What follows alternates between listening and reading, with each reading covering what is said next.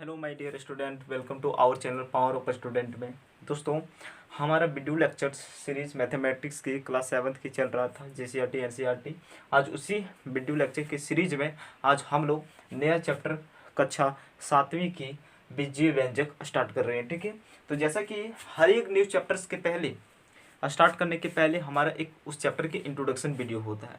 Introduction video मतलब जैसे कि जिस प्रकार आप लोग मूवी देखते हैं, पिक्चर देखते हैं, ठीक है, तो उसमें 2 मिनट 3 मिनट स्टार्ट में प्रारंभ में क्या होता है, ट्रेलर होता है। ठीक, उसी प्रकार और ट्रेलर को देखने के बाद आप लोग पता लगा लेते हैं कि इसमें इस फिल्म में कौन किसको मारा, कौन सा हीरो है। ठीक है, पर मीन्स उस मूवी की जो जो सीरीज होती है और जो वहाँ की बातें होती है वो आपको कॉन्सेप्ट में आ जाता है। ठीक है, समझ जाते हैं उस बातें को। ठीक है, ठीक उसी प्रकार हम बस वही रूल हम भी फॉलो करते हैं। ठीक है, मतलब जिस भी चैप्टर्स को हम स्टार्ट करते हैं सबसे पहले उसका इंट्रोडक्शन वीडियो डालते हैं। ठीक है, तो आज हम लोग इसका बीजीय व्यंजक का इंट्रोडक्शन वीडियो है। ठीक है, तो सबसे पहले चलिए स्टार्ट कर रहे हैं। ठीक है, बीजीय व्यंजक। ठीक है, तो व्यंजक क्या होता है। ठीक है, तो सबसे पहले आइए देखते हैं व्यंजक किसे कहते हैं। जैसे 4x 6y +7 बराबर 0 दे दिया है। ठीक है, अब बताइए क्या हमारा व्यंजक क्या होता है। अरे भाई, जिस चैप्टर को पढ़ रहे हैं तो उसका मतलब हमें पहले पता होना चाहिए, ऐसे ना, राइट। तो ये व्यंजक क्या होता है, देखिए ये पूरी तरह से 4x + 6y + 7 बराबर 0 ये क्या हुआ, मेरा व्यंजक नहीं बल्कि क्या है, समीकरण। समीकरण बन गया मेरे दोस्त, समीकरण। ठीक है, ये जो अगर इक्वल टू ये 0 मीन्स जो बराबर है और 0 नहीं होता, केवल यदि मैं इस भाग को बात करूं तो क्या है मेरा व्यंजक। अर्थात व्यंजक जब कौन सी होगा, जैसे हम दे फॉर एग्जाम्पल 7x + 6y + 6, ठीक है, मान लो। ठीक है, तो ये बोले क्या व्यंजक है, तो बिल्कुल व्यंजक है। ठीक है, व्यंजक तब होगा जब बराबर नहीं होगा और बराबर के बाद कोई भी संख्या ना, पर मीन सिंपल से समझिए, जब इक्वल टू नहीं रहेगा, ये बराबर नहीं रहेगा तो व्यंजक होगा। ठीक है, बराबर दे दिए उसके बाद 0 दे और फिर 4 दे, कुछ भी कोई भी संख्या दे तो हमारा क्या हो गया, वो समीकरण हो गया। ठीक है, इक्वेशन। ठीक है, तो ये हमारा क्या हुआ, समीकरण हो गया। ठीक है, व्यंजक कब होगा, जैसे 6x + 4 7y बराबर 0। ठीक है, तो ये हमारा समीकरण हो गया। ठीक है, और ये 0 और बराबर को मिटा दूं तो ये हमारा व्यंजक हो गया। ठीक है, आई होप आपको कॉन्सेप्ट एक क्लियर हो चुका कि व्यंजक क्या होता है। ठीक है, तो इसका मतलब आप लोग समझ चुके होंगे। ठीक है, अब देखिए एक व्यंजक लेते हैं, जैसे 7x + 6y + 4 बराबर 0। ठीक है, सबसे पहले 0 तो नहीं होगा, क्यों नहीं होगा, क्योंकि ये हमारी व्यंजक की बात कर रहे हैं। ठीक है, ना कि समीकरण के। ठीक है, तो सबसे पहले हम लोग इसमें देखेंगे इसका अलग अलग, इस पार्ट में बहुत अलग अलग, जैसे होता है चर होता है, अचर होता है, पद होता है, गुणांक होता है, गुणनखंड होता है, इन सारी चीज़ों को हम लोग देखेंगे। तो सबसे पहले अच्छा इसको मिटा लेते हैं क्या, ताकि आप लोग को अच्छे से समझ में आ जाए। जैसे 7x + 6y + 4। ठीक है, अब चर इसमें कौन सा है। ठीक है, बहुत मोस्ट इंपॉर्टेंट आपका मैथमेटिक्स का ये चैप्टर है। ठीक है, अब 7 में मिलेगा, 8 में मिलेगा, 9 में मिलेगा और 10th में भी मिलेगा। ठीक है, तो आपको इसे बढ़िया से फोकस के साथ पढ़ना है। ठीक है, तो इसमें हम बातें की कि चर कौन सा है। तो चर किसे कहते हैं भाई, चर सिंपल सा समझिए, ये जो हमारा 7x है, 7x है, इसमें x जो है ये अल्फाबेट है, अल्फाबेट का लेटर है कि नहीं, मतलब अंग्रेजी के जो वर्णमाला रहता है, अंग्रेजी के जो वर्णमाला रहता है वही हमारा चर होता है। ठीक है, इसमें 7x है, इसमें x क्या है, हमारा अंग्रेजी का अल्फाबेट है, अल्फाबेट मीन्स अल्फाबेट है, अल्फाबेट का एक लेटर है। ठीक, उसी प्रकार y जो है अल्फाबेट का एक लेटर है, तो ये हमारा क्या हुआ, क्या हुआ, चर हुआ। जैसे चर हम बोले इसमें कौन सा हो गया, तो हो गया आपका x हो गया। ठीक है, फिर मतलब 7x हो गया और 6y हो गया। ठीक है, ये हमारे चर हो गया। ठीक है, अब बोलेंगे 7x 6y कैसे हो गया, तो जो 6 है ना एक गुणा में है ना, और 7 जो 7x है ये गुणा में है, तो इसके अंदर सम्मिलित है, इंक्लूड है इसके, इसलिए हम 7x के मेरे चर दे दिए। ठीक है, तो चर किसे कहते हैं, सिंपल सा अगर बोले तो इसे आप x भी लिख सकते हैं, y भी लिख सकते हैं। ठीक है, तो चर कौन सा होता है, तो जो किसी भी व्यंजक में जो अंग्रेजी का अल्फाबेट होता है, इंग्लिश का जो अल्फाबेट मतलब अंग्रेजी का जो अक्षर होता है, उसे हम लोग क्या कहते हैं, चर कहते हैं। ठीक है, अब अचर, अब देखो अचर क्या होता है समझिए, अचर क्या होता है, तो अचर देखिए इसमें से अचर उसे कहते हैं जिसमें अंग्रेजी का कोई भी अल्फाबेट नहीं होगा। तो इसमें देखिए ये क्या, इसमें तो अल्फाबेट ये सब है कि नहीं, अल्फाबेट देखिए अंग्रेजी का, इसमें 7x, इसमें तो x अल्फाबेट है। ठीक है, 6y तो इसमें y तो मतलब गुणा में है तो अल्फाबेट है।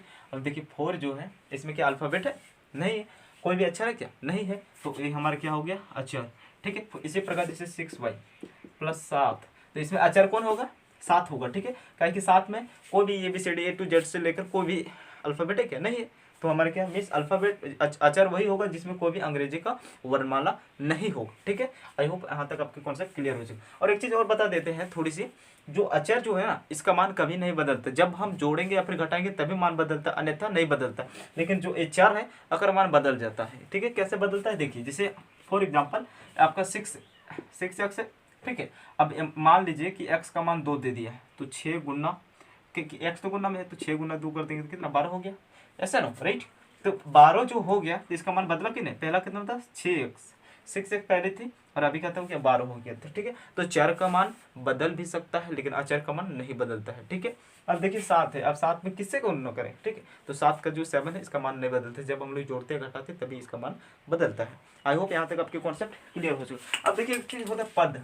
ठीक है, इसीलिए बोले it is very most important video. ठीक है, आपके लिए वेरी बेनिफिटेड। ठीक है, क्योंकि इंट्रोडक्शन इस वीडियो को देखने के बाद अब जब एक्सरसाइजेस को करेंगे, प्रश्नावली जितना भी है, जैसे आपका 11.1 11.2 है, तो उन सारे क्वेश्चन को यदि आप करेंगे ना तो यू कैन डू इट और सेल्फ। ठीक है, मतलब आप खुद कर सकते हैं। ठीक है, मुझे आवश्यकता नहीं पड़ेगी। लेकिन इसके बाद एक आध दो क्वेश्चन ऐसा होता है जो इधर उधर, मतलब सारे क्वेश्चन भी हम करवाते हैं। ठीक है, लेकिन introduction video I think very very most important. ठीक है, फॉर यू।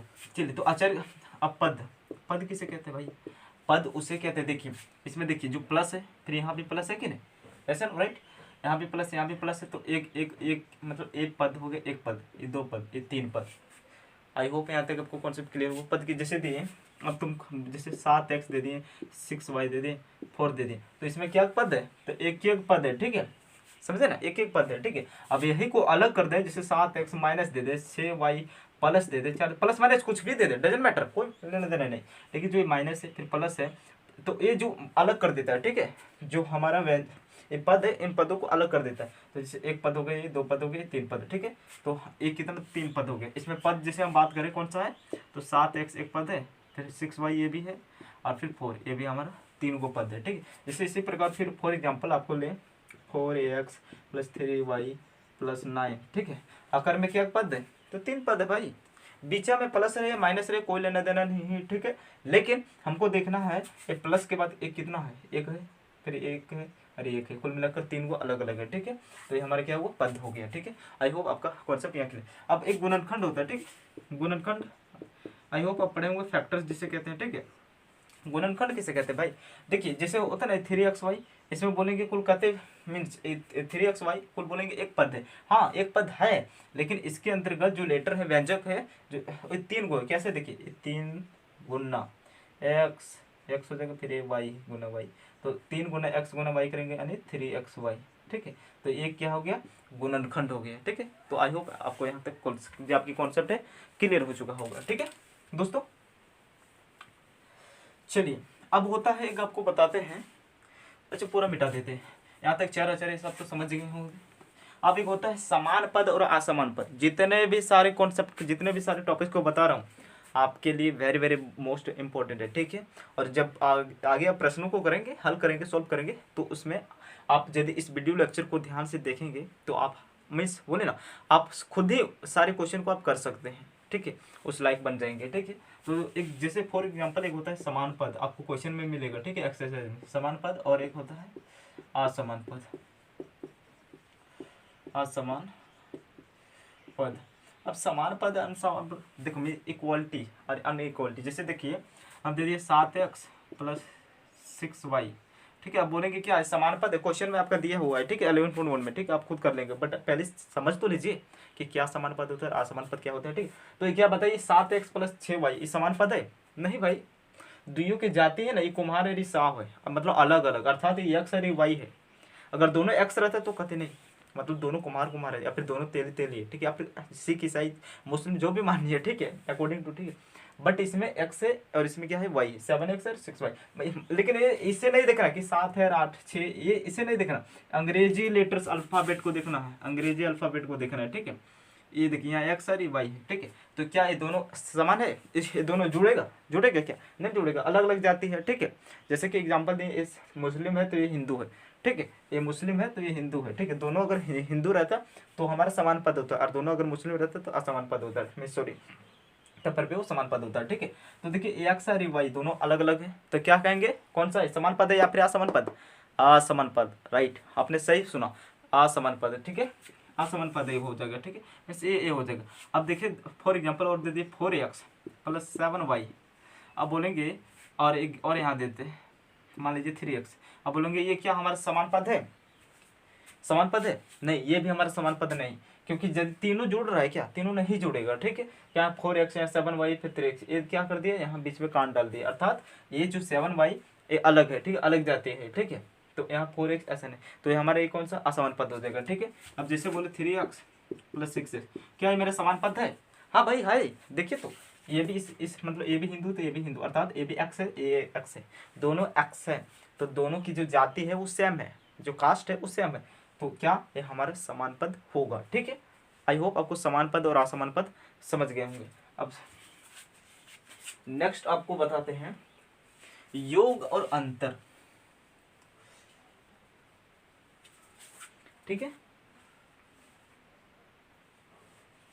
जैसे अभी आप लोग समान असमान समझ चुके हैं, ठीक है, हम बोल दें कि 3x plus 4y plus 7x अगर योग करूं, ठीक है, क्या करो योग, योग मीन्स आपको फाइंड करना है योगफल, ठीक है, एडिशन। तो देखिए अब जो समान पद है, समान पद है, इसको क्या करेंगे, सबसे पहले मीन्स जो समान जाति की है इसको सामने ले आए, यानी 3x हो गया, फिर क्या है प्लस 7x हो गया, क्योंकि यहाँ भी x यहाँ भी x दोनों के समान है तो दोनों जुड़ जाएगा, ठीक है। और फिर अगर जो y वाला है उसे बाहर कर दीजिए, मतलब बाहर ने उसे साइड में कर दीजिए, ठीक है।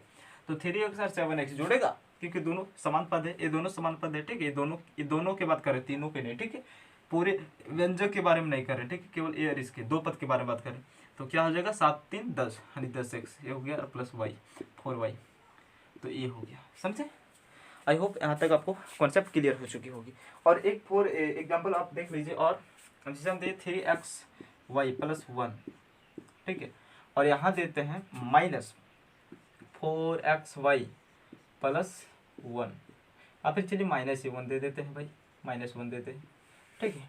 अब इसको समझने वाली बात यहाँ, अगर प्लस रहता तो प्लस, देखिए इस प्रकार यदि बीच में माइनस रह जाए और दोनों तरफ ब्रैकेट से कोई जो अंक रहेगा, जो पद रहेगा, व्यंजक रहेगा, वो गिरा हुआ रहे, तो मान उसका बदलता है, कैसे बदलता है, देखिए ये 3x है, 3xy होगा, प्लस 1 है 1 रहने दीजिए, माइनस का माइनस दीजिए, 4xy होगा, लेकिन ये जो माइनस है और ये माइनस यहाँ से चिन्ह बदलना प्रारंभ हो जाता है, यहाँ रहता तो इसका भी चिन्ह बदलता, ठीक है, लेकिन माइनस कहाँ बीच में है तो इसका भी, ठीक है, तो ये 4xy अब देखिए माइनस माइनस क्या हो जाएगा प्लस, ठीक है, 1, तो ये चिन्ह बदलता है, अगर यहाँ प्लस दे देंगे तो प्लस माइनस क्या होगा माइनस, तो माइनस का माइनस ही रह जाएगा, ठीक, समझ रहे हैं ना, तो चिन्ह बदल जाता है। अब इसके बाद आप इसे सॉल्व कर दीजिए, अब 3xy है, फिर माइनस 4xy है, फिर प्लस 1 है, फिर प्लस 1 है, ठीक है, जाती जाती मिला दीजिए, अब 3xy 4xy घटेंगे तो माइनस xy हो जाएगा, ठीक है, अब प्लस 2 हो गया, ठीक है, बस समझ रहे हैं ना, योग और अंतर। आई होप यहाँ तक आप समझ चुके होंगे, ठीक है। और नेक्स्ट बताते हैं कि व्यंजक का मान कैसे फाइंड करेंगे, अर्थात व्यंजक का मान कैसे आप लोग ज्ञात करेंगे, ठीक है, ऐसा देते हैं, जैसे दे दिया 3xy प्लस 4, ठीक है, इस प्रकार दे दिया। अब फिर चलिए पहले हम छोटा सा लेते हैं, 3x प्लस 4 दे दिया, और यहाँ दे दिया कि x बराबर आपका 2। व्यंजक का मान मेरे शब्दों पर गौर कीजिएगा कि व्यंजक का मान हम लोग तभी ज्ञात कर पाएंगे जब जो अंग्रेजी अल्फ़ाबेट होगा, जैसे एक्स रहे, वाई रहे, जेड रहे, ठीक है, ए रहे, बी रहे, कुछ भी रहे, उसका मान वैल्यू दे दिया रहे। और आपको मीन्स जितना भी प्रश्न आप सॉल्व करेंगे तो ऐसा एक भी क्वेश्चन ऐसा नहीं है जिसका मान नहीं, अगर व्यंजक बोल दिए ज्ञात करने के लिए, और जैसे वहाँ अंग्रेजी का तो अल्फ़ाबेट फिक्स रहेगा, ठीक है, और उसी को व्यंजक भी कहते हैं, ठीक है, तो उसका वैल्यू अवश्य, जैसे 2 दी, एक्स बराबर 2 दे दिया तो एक्स बराबर 6 दे दिया, कुछ भी दिया रहेगा, ठीक है, तो यहाँ दे दिए एक्स बराबर 2, ठीक है, तो आपको बोला व्यंजक, मैंने बोला कि व्यंजक का मान ज्ञात करना है, तो कैसे करेंगे, 3 है, एक्स का मान कहते दिया है 2 दिया, तो एक्स हमारे गुणा में इसलिए 3 गुना 2 प्लस हरी कहते 4 का 4 मार दो, 3 2 कितना हो जाए, 3 दूना 6 हो जाएगा प्लस 4, ठीक है, बराबर 10। इस प्रकार आपको व्यंजक का मान ज्ञात करना है, ठीक है।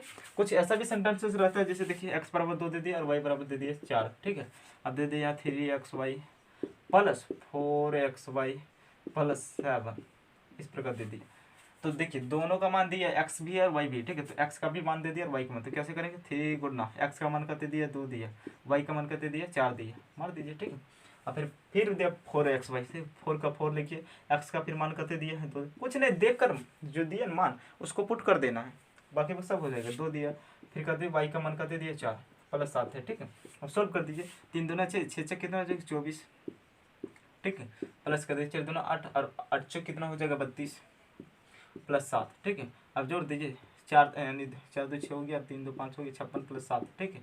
तो उसके बाद यहाँ आप जोड़ दीजिए 63 हो गया, 56 और 7 कितना हो गया 63, ये हमारा हो गया। तो इस प्रकार व्यंजक का मान ज्ञात करना होता है, तो आपको आगे प्रश्नों में मिलेगा, ठीक है। तो यहाँ तक मुझे लगता है आपकी सारी कॉन्सेप्ट क्लियर हो चुकी होगी, ठीक है।